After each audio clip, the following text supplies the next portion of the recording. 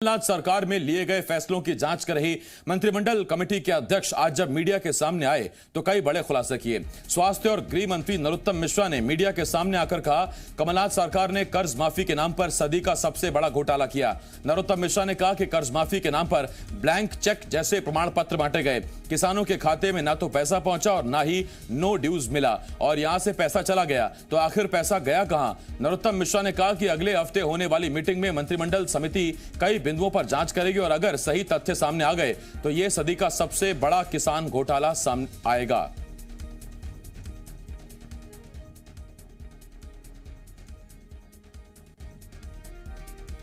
वहां पर लोगों ने अपनी सुविधा से फिर नाम भरे, किसान के खाते में पैसा पहुंचा ही नहीं, नोडूज का सर्टिफिकेट मिला ही नहीं और यहां से पैसा चला गया। ये है मूल जांच का विषय, जिसको मैं कह रहा हूं कि ये कहीं सदी का सबसे बड़ा किसान घोटाला ना हो। झाबुआ और छिंदवाड़ा को छोड़कर कहीं किसान का कर्ज ही माफ नहीं हुआ, पूरा 2 लाख। न इस पे नाम है।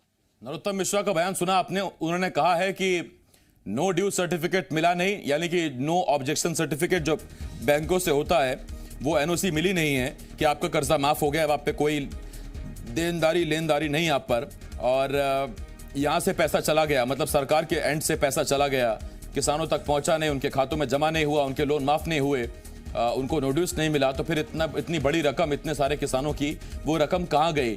और नरोत्तम मिश्रा शक जाहिर कर रहे हैं कि कहीं ऐसा ना हो कि यह सदी का सबसे बड़ा किसान घोटाला हो।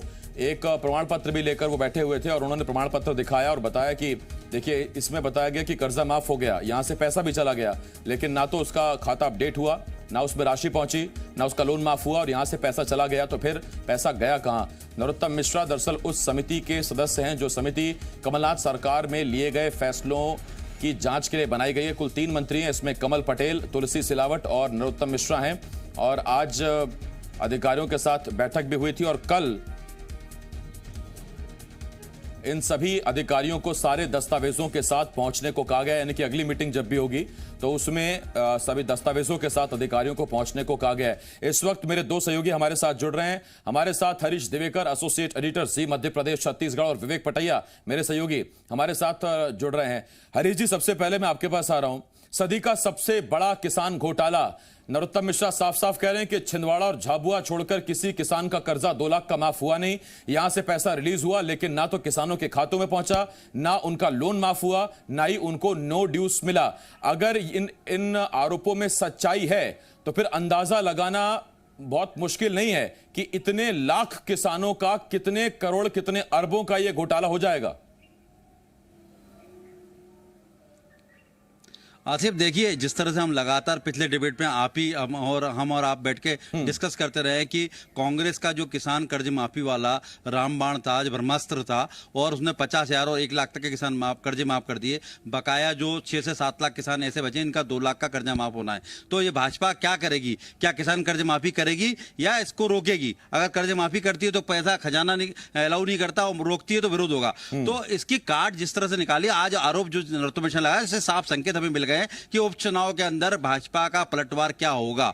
ये आरोप सीधा सीधा लगा के एक बड़ा घोटाला साबित करके और जांच पे लेके बात आ गई है। अब कांग्रेस को अपना जो किया वो अलग चला गया, काउंटर करती दिखेगी कांग्रेस आने वाले दिनों में कि हमने इस तरह का कर्ज माफी की, इतने कर्ज माफ, किसानों कर्ज माफ हुआ, और जो घोटाले तबलीग हो गए अपनी सफाई देती भी रहेगी। वही भाजपा जो अब किसान कर्ज माफी आगे होगी ना होगी, उससे भी बच गई भाजपा। अब तो जांच भी चली गई है। अभी आप आरोप लगे हैं, आगे जांच होनी है, जांच कब तक आएगी, कागज कब तक आएंगे, वो आगे का विषय है। लेकिन आज बड़ा आरोप लगा के कांग्रेस की चूल्हे हिला दी जिसे बोले, वही उपचुनाव के लिए बड़ा एक ट्रम्प कार्ड है। जो सबसे बड़ा किसान कर्ज माफी, जैसा कहा था, 60 से 70% आबादी किसान है मध्य प्रदेश में, और वही भूमिका तय करते हैं सरकार किसकी बनेगी। और किसान कर्ज माफी के ट्रम्प कार्ड पर ही कांग्रेस सत्ता में आई थी, और वो कर्ज माफी वाला ट्रम्प कार्ड चला भी था, और 50,000 से लेकर 1 लाख तक के कर्जे 2 चरणों माफ हुए थे।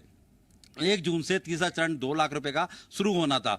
और वही भाजपा के लिए पशु पेच की स्थिति बनी हुई थी कि कैसे कर्जा, अगर इसको बढ़ाते हैं तो कांग्रेस की योजना रहेगी और पैसा भी नहीं है, और इसको रोकते हैं तो किसान सड़क पे आ जाएंगे। तो ये ट्रम्प कार्ड चला गया है, और ये ट्रम्प कार्ड कांग्रेस के लिए वाकई परेशानी भरने वाला हो सकता है कि आरोप लगे गए और गंभीर आरोप लगाए, और एक मंत्री द्वारा आरोप लगाए गए, जिम्मेदारी के साथ आरोप लगाए गए, तो कहीं ना कहीं कोई ना कोई बात होगी। अब ये बात वो भी आरोप इस तरह लगाए गए, सरकार के खाते से पैसा गया है, किसान को मिला नहीं, एनओसी मिली नहीं, तो ये पैसा गया कहां? सहकारी बैंकों के खाते में पैसा ट्रांसफर हुआ था। क्या सहकारी बैंकों ने घोटाला किया? क्या मंत्री ने घोटाला किया? क्या अफसरों ने घोटाला किया? ये जांच का विषय आगे आएगी। लेकिन हाल फिलहाल ये कांग्रेस के लिए परेशानी कर देने वाला जो मामला है, और कांग्रेस को अब कल से आपको कांग्रेस काउंटर करती नजर आएगी कि ये भाजपा के आरोप में गलत है, और इधर भाजपा बोलेगी कि सदी का सबसे बड़ा घोटाला है, किसानों के नाम को ठगा गया है, किसानों को बेवकूफ बनाया गया है, किसानों को गुमराह किया गया है। इस तरह की बातें अब आपको आम होंगी और उपचुनाव के अंदर ये बड़ा मुद्दा होगा। आसिफ, बिल्कुल, मैं लौट रहा हूं आपके पास हरीश जी। विवेक मेरे सहयोगी हमारे साथ लगातार जुड़े हुए हैं। विवेक, अमूमन सियासत में इस तरह के बड़े आरोप लगाकर कहीं ऐसा तो नहीं कि चुनाव तक और चुनाव की वोटिंग तक ये आरोप ही रहेंगे, हर रोज एक नया आरोप सामने आएगा, या दरअसल क्योंकि आज तकनीक का जमाना है, हर चीज डेटा में है, वेबसाइट पर है, हर चीज ऑनलाइन है, ऐसे में बहुत ज्यादा दिन लगने नहीं चाहिए। अगर वाकई इतना बड़ा घोटाला हुआ है तो सीधा सीधा पता करें कि किस किस किसान के खाते में पैसा पहुंचाना बताया गया लेकिन पैसा पहुंचा नहीं। आसिफ, यहाँ पर कुछ चीज़ें समझनी पड़ेगी कि नरोत्तम मिश्रा का दावा है कि पैसा मतलब भवन से गया लेकिन किसान के खाते में नहीं गया, तो पैसा गया कहाँ, ये उनका कहना है। और इसी से उन आशंका वो जाहिर कर रहे हैं कि सदी का सबसे बड़ा ये किसानों के साथ घोटाला है। और वो ये कह रहे हैं कि जांच और एफआईआर ये बाद में तय होगी, लेकिन हम इस पूरी प्रोसेस में दस्तावेजों के साथ पूरा एक रिपोर्ट बनाएंगे और उसके बाद आगे की कार्रवाई तय करेंगे। लेकिन यहाँ एक सबसे बड़ा सवाल ये है कि अब आप बीजेपी सरकार से ये नहीं पूछ सकते कि आप कर्ज माफी करोगे या नहीं करोगे, क्योंकि बीजेपी सरकार ने उस कर्ज माफी को ये कह दिया है कि ये घोटाला है। और ऐसी स्थिति में अभी तक जो कांग्रेस सरकार जो कर पाई थी कर्ज माफी, उसमें अभी तक सिर्फ जो है 50,000 और 1 लाख की कर्ज माफी तक के किसान दायरे में आए थे। अभी भी 2 लाख रुपए कर्ज वाले किसान जो है इस बात की को लेकर इंतजार में थे कि उनको कर्ज माफ होगा, लेकिन उतने में सरकार चली गई। ऐसी स्थिति में अब वर्तमान सरकार कर्ज माफी करेगी या नहीं करेगी, इस पर संदेह था। और अब जब कर्ज माफी का घोटाला कह दिया, कर्ज माफी घोटाला कह दिया यदि बीजेपी सरकार ने, तो उन किसानों की उम्मीदों पर पानी फिर गया जो ये आस लगा के बैठे थे कि उनका भी कर्ज माफ होगा। और घोटाले के दस्तावेज भी जुटाने की बात मंत्री कह रहे हैं। कुछ प्रमाण पत्र साथ में लेके वो बैठे हुए थे और उसमें ये भी कहा कि ये प्रमाण पत्र है लेकिन ये ब्लैंक चेक है, इस पर मुख्यमंत्री के दस्तखत है, लेकिन इस प्रमाण पत्र वाले व्यक्ति के खाते में पैसा पहुंचा ही नहीं। मतलब उन्होंने पूरे प्रमाण के साथ ये बात कही है। इसका मतलब ये साफ है कि सियासत के केंद्र में अब किसान कर्ज माफी एक घोटाले के रूप में जानी जाएगी, और बीजेपी के नेता इसको घोटाला कहते रहेंगे और कांग्रेस के नेता इसका काउंटर करते रहेंगे। लेकिन अब कर्ज माफ होगा या नहीं होगा, ये काल के गाल में समा जाएगा। ये सवाल आगे खिसक गया और पता नहीं कब तक खिसक गया, इस पर बातचीत कब होगी और कब तक होगी ये भी सवाल है। हरीश जी, मैं आपके पास आ रहा हूँ। आपके पीछे बड़ा तालाब है, बड़ा शांत है, लेकिन मध्य प्रदेश की सियासत अब इतनी शांत रहने वाली नहीं है, क्योंकि जिस तरह का आरोप लगा है, और ये आरोप उस योजना पर है जिस वादे के दम पर ही कमलनाथ की सरकार बनी थी मध्य प्रदेश में। आरोप बड़ा है, पलटवार का इंतजार है। बिल्कुल आसिफ, मैं थोड़ा सा पीछे ले जाना चाहूंगा आपको। कमलनाथ सरकार बनने के बाद कमलनाथ सरकार ने भी यही काम किया था।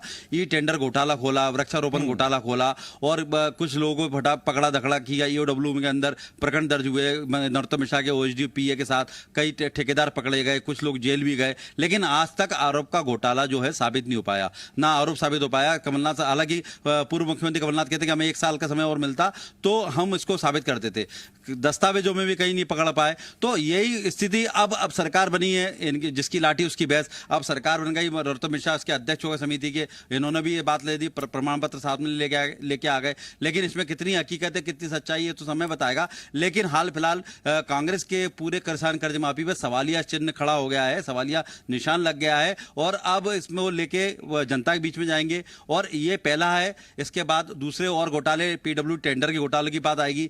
मतलब अब जो चुनावी मुद्दा है वो कांग्रेस वर्सेस भाजपा में घोटालों को लेकर होगा। कांग्रेस के 15 महीने की सरकार में कितने घोटाले हुए, भाजपा इसको लेके जनता के बीच में जाएगी और ये बताएगी किस तरह 15 महीने में सरकार ने, कांग्रेस की तत्कालीन सरकार ने लूटा है। इसके लिए कमेटी बनाई गई। ये कमेटी रोज एक शिगुफा छोड़ेगी या मुद्दा छोड़ेगी, माफ कीजिए शिगुफा नहीं बोलेंगे जब तक से साबित ना हो, मुद्दा छोड़ेगी। और ये मुद्दा जब तक गर्माएगा उपचुनाव तक, इसमें जांच की रिपोर्ट आना तय नहीं। जिस तरह कमलनाथ सरकार की रिपोर्ट आज तक नहीं आया, वृक्षारोपण घोटाला गिनीज बुक रिकॉर्ड में हुआ, और 7 करोड़ पौधे कहां लगे, गड्ढे कहां लगे, लगातार शिकायत करती रही विपक्ष में, कांग्रेस तब उठाती रही, लेकिन सरकार आने के बाद साबित नहीं कर पाई, और कई घोटाले साबित नहीं कर पाई। उसी तरह ये इसका भाजपा का पूरा बनाया हुआ वो रहेगा माया जाल, और ये उपचुनाव के लिए बड़ा मुद्दा होगा, भाजपा के लिए हथियार होगा। कांग्रेस अब सिर्फ काउंटर की स्थिति में रहेगी।